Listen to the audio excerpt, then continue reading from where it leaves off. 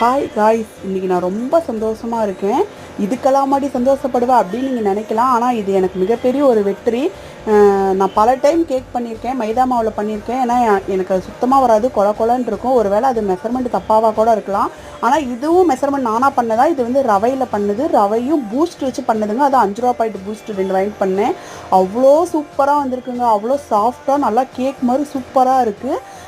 இது வந்துட்டு எப்படி ஃப்ளேவரில் இருக்குன்னா, நம்ம முந்திரி கேக் வாங்கி சாப்பிட்ருப்போம் கடையில் 5 ரூபா 6 ரூபான்னு சொல்லி விற்பாங்க. அந்த மாதிரி அந்த டேஸ்ட்டில் இருக்குது. ரவையில் பண்ணனால அந்த குறையாகவும் பூஸ்ட்டு போட்டனால அந்த டேஸ்ட்டு அந்த ஃப்ளேவரில் இருக்குது. எனக்கு ரொம்ப பிடிச்சிருக்குங்க. இதில் சாதிச்சிட்டேன்னு எனக்கு ரொம்ப ஒரு சந்தோஷம்.